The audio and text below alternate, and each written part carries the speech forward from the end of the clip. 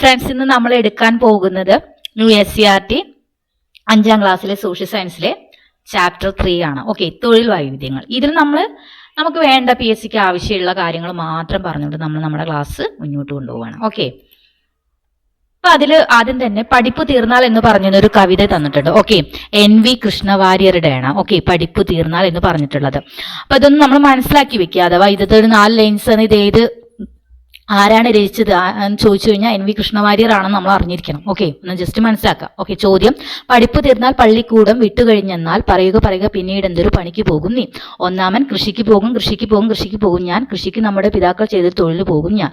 രണ്ടാമൻ: പണം മുടക്കി കോടിക്കണക്കിന് കച്ചവടത്തിനായി തുനിഞ്ഞിടും ഞാൻ. തൊഴിലിത് നല്ലത് വേറൊന്നും ഉണ്ടാവുമോ? മൂന്നാമൻ: നാട്ടിൽ അക്ഷതരായി അലയുന്ന ശിശുക്കളെല്ലാം ഞാൻ കൂട്ടി മികച്ചൊരു വിദ്യാനിലയം ആരംഭിച്ചിടും. നാലാമൻ: പഠിപ്പ് തീർന്നാൽ പട്ടാളത്തിൽ പോയി ചേരും ഞാൻ. പടനായകനായ ഭാരതരാജ്യം പരിപാലിക്കും ഞാൻ. NV കൃഷ്ണവാര്യരുടെയാണ് ഈ കവിത. അത് നമ്മുടെ തൊഴിലുമായി ബന്ധപ്പെട്ടിട്ടുള്ള ഒരു കവിതയാണ്. ഓക്കെ, ഇനി എന്താണ് തൊഴിൽ എന്നുള്ളതാണ്. ഓക്കെ, വരുമാനത്തിനായി ഒരു വ്യക്തി കായികമായോ ഭൗതികമായോ ചെയ്യുന്ന പ്രവർത്തനമാണ് എന്തെന്ന് പറയുന്നത് തൊഴിൽ എന്ന് പറയുന്നത്. ഓക്കെ, എന്താണ് തൊഴില്? ഒരു വ്യക്തി കായികമായോ ഭൗതികമായോ ചെയ്യുന്ന പ്രവർത്തനം. എന്തിനു വേണ്ടി? വരുമാനത്തിന് വേണ്ടി ചെയ്യുന്ന പ്രവർത്തനത്തെയാണ് നമ്മൾ തൊഴിൽ എന്ന് പറയുന്നത്. ഈ തൊഴിലിന് പ്രതിഫലം കൂലിയായോ ശമ്പളമായിട്ടാണ് ലഭിക്കുന്നത്. ആ വ്യക്തിക്ക് അല്ലെങ്കിൽ തൊഴിൽ ചെയ്യുന്ന ആൾക്ക് പ്രതിഫലമായിട്ട് കൂലിയോ ശമ്പളമോ ലഭിക്കുന്നു. വ്യക്തികളുടെ പ്രധാന വരുമാന മാർഗമാണ് തൊഴിൽ എന്ന് പറയുന്നത്. ഓക്കെ, വ്യക്തികളുടെ പ്രധാന വരുമാന മാർഗം എന്താണ്? തൊഴിലാണ്. തൊഴിൽ എന്ന് പറയുന്നത് വരുമാനത്തിനായി കായികമായോ ഭൗതികമായോ ചെയ്യുന്ന പ്രവർത്തനമാണ്. തൊഴിലിന്റെ പ്രതിഫലം എന്ന് പറയുന്നത് കൂലിയായിട്ടോ ശമ്പളമായിട്ടോ ലഭിക്കുന്നു എന്നുള്ളതാണ്. ഇനി എന്താണ് ഈ കൂലിയും ശമ്പളവും? എങ്ങനെയാണ് അവർ വ്യത്യസ്തപ്പെട്ടിരിക്കുന്നതാണ്? അപ്പൊ കരാർ പ്രകാരം സേവനങ്ങൾ നിർവഹിക്കുന്നതിന് തൊഴിലുടമ തൊഴിലാളിക്ക് നൽകുന്ന പ്രതിഫലമാണ് കൂലി എന്ന് പറയുന്നത്. ഓക്കെ, എങ്ങനെയാണ്? കരാർ പ്രകാരം തൊഴിലാളി അധ്വാനിച്ചതിന് തൊഴിലുടമ നൽകുന്ന പ്രതിഫലമാണ് കൂലി എന്ന് പറയുന്നത്. ഈ കൂലി എന്ന് പറയുന്നത് മണിക്കൂറുകളുടെയോ ദിവസത്തിന്റെയോ അടിസ്ഥാനത്തിലാണ് നിശ്ചയിക്കപ്പെടുന്നത്. ഓക്കെ, കൂലി എങ്ങനെയാണ് നിശ്ചയിക്കപ്പെടുന്നത്? മണിക്കൂറുകളുടെയോ ദിവസത്തിന്റെയോ അടിസ്ഥാനത്തിലാണ്. എന്നാൽ നമ്മുടെ ശമ്പളം എന്ന് പറയുന്നത് പ്രതിമാസ അടിസ്ഥാനത്തിൽ ജീവനക്കാർ നിർവഹിക്കുന്ന ജോലിക്ക് തൊഴിലുടമ നൽകുന്ന പ്രതിഫലമാണ് ശമ്പളം. പ്രതിമാസ വരുമാനമാണ് ശമ്പളം എന്ന് പറയുന്നത്. ഓക്കെ, ഇമ്പോർട്ടന്റ് ആണ്. അപ്പോൾ നമ്മൾ ഇതിന്റെ ഡിഫറൻസ് മനസ്സിലാക്കി വെക്കുക എന്നുള്ളതാണ് കൂലിയും ശമ്പളവും. കൂലി എന്ന് പറഞ്ഞു കഴിഞ്ഞാൽ മണിക്കൂറുകളുടെയോ ദിവസത്തിന്റെയോ അടിസ്ഥാനത്തിൽ നിശ്ചയിക്കപ്പെടുന്നതാണ്. പ്രതിമാസ അടിസ്ഥാനത്തിൽ നിശ്ചയിക്കപ്പെടുന്ന ജീവനക്കാരന് നിശ്ചയിക്കപ്പെടുന്നതാണ് ശമ്പളം എന്നുള്ള കാര്യവും നമ്മൾ മനസ്സിലാക്കി വെക്കുക. അടുത്തത് വരുമാന സ്രോതസ്സുകളാണ്. ഓക്കെ, വരുമാന സ്രോതസ്സുകൾ എന്ന് പറയുന്നത് കൃഷി, ബിസിനസ്, ബാങ്ക് നിക്ഷേപങ്ങൾ, ആസ്തികൾ എന്നിവയിൽ നിന്നും വരുമാനം ലഭിക്കുന്നുണ്ട്. ഇത്തരത്തിൽ വരുമാനം ലഭിക്കുന്ന അധ്വാനമോ വസ്തുവകകളെയാണ് നമ്മൾ വരുമാന സ്രോതസ്സുകൾ എന്ന് പറയുന്നത്. ഓക്കെ, വരുമാന സ്രോതസ്സുകളാണ് കൃഷി, ബിസിനസ്, ബാങ്ക് നിക്ഷേപങ്ങൾ, ആസ്തികൾ എന്നിവ. അപ്പൊ എന്താണ് ആസ്തികൾ എന്ന് ചോദിച്ചു കഴിഞ്ഞാൽ വിവിധ രൂപത്തിലുള്ള ധനവിഭവങ്ങളാണ് ആസ്തികൾ എന്നറിയപ്പെടുന്നത്. ഓക്കെ, വിവിധ രൂപത്തിലുള്ള ധനവിഭവങ്ങളാണ് ആസ്തികൾ. അപ്പൊ ആസ്തികള് കെട്ടിടങ്ങളായോ വസ്തുവകകളായിട്ടോ കാണപ്പെടുന്നു. ഓക്കെ, അപ്പൊ ആസ്തികൾക്കുള്ള ഉദാഹരണങ്ങളാണ് എന്ന് പറയുന്നത് കെട്ടിടങ്ങൾ അല്ലെങ്കിൽ വസ്തുവകകൾ എന്ന് പറയുന്നത്. ആസ്തികൾ എന്ന് പറഞ്ഞു വെച്ചാൽ വിവിധ രൂപത്തിലുള്ള ധനവിഭവമാണെന്നുള്ളതും മനസ്സിലാക്കി വെക്കുക. ഇനി വരുമാന സ്രോതസ്സുകളാണ്. തൊഴിലുണ്ട്, കൃഷിയുണ്ട് അല്ലെ, കൃഷി വരുമാന സ്രോതസ്സാണ്. ബാങ്ക് നിക്ഷേപങ്ങൾ, ആസ്തികൾ. ഓക്കെ, ആസ്തികളുണ്ട്. അതുപോലെ തന്നെ എന്തുണ്ട് നമുക്ക്? ഓക്കെ,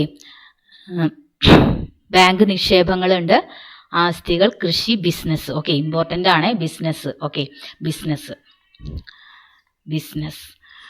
കൃഷി, തൊഴിൽ, ബിസിനസ്, ബാങ്ക് നിക്ഷേപങ്ങൾ, ആസ്തികൾ എന്ന് പറയുന്നതൊക്കെ എന്താണ്?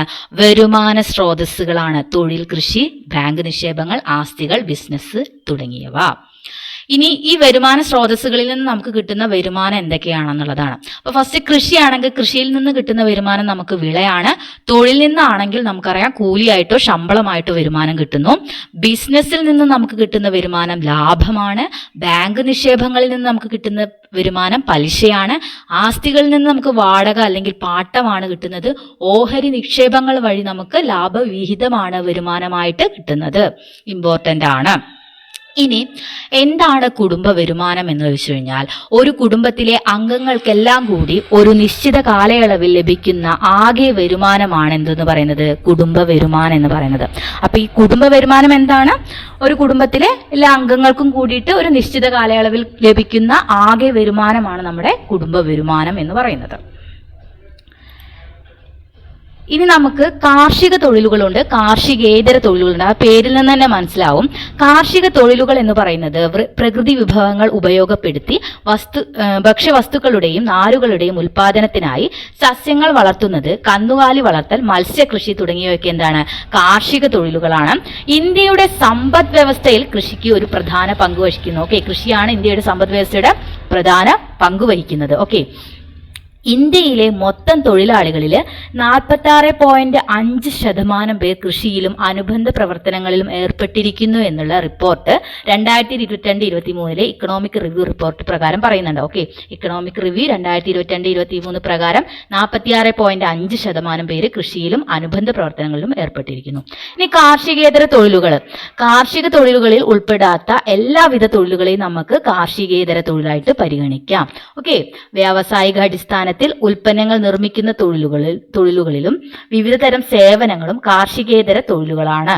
ഉദാഹരണം വസ്ത്രനിർമ്മാണം, കെട്ടിട നിർമ്മാണം, ബിസിനസ്, ബാങ്കിങ്, അധ്യാപനം, ഗതാഗതം, ഫാക്ടറി തൊഴിലുകൾ എന്നിവയ്ക്ക് എന്തിനാണ് ഉദാഹരണമാണ്, കാർഷികേതര തൊഴിലുകൾക്ക് ഉദാഹരണമാണ്. ഇവിടെ നമുക്ക് ഡിഫറൻസ് തന്നു. കാർഷിക തൊഴിലുകൾ, മത്സ്യകൃഷിയുണ്ട്, പൂക്കൃഷി നമുക്ക് കൊടുക്കാം, മൃഗസംരക്ഷണം, ഓക്കെ, അതൊക്കെ കാർഷിക തൊഴിലുകളാണ്. എന്നാൽ കാർഷികേതര തൊഴിലുകൾ എന്ന് പറയുന്നത് കച്ചവട, കെട്ടിട നിർമ്മാണം, ഗതാഗതം, ഫാക്ടറികൾ, ഓക്കെ, പിന്നെന്താ അധ്യാപനം തുടങ്ങിയവയൊക്കെ. ഓക്കെ, ഇനി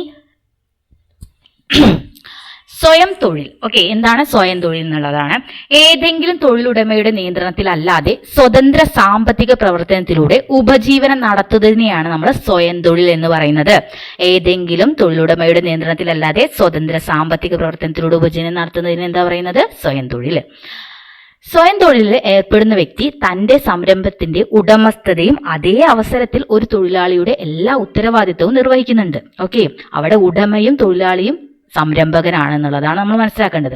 അപ്പൊ സ്വയം തൊഴിലിൽ വ്യക്തികൾ കൂടുതലും ഒറ്റയ്ക്കാണ് അവരുടെ സംരംഭം കൈകാര്യം ചെയ്യുന്നത്. അതിൽ നിന്ന് ലഭിക്കുന്ന വരുമാനത്തിന്റെ പൂർണ്ണ അവകാശിയും ഈ സ്വയം തൊഴിൽ സംരംഭകൻ മാത്രമായിരിക്കും എന്നുള്ളതാണ്.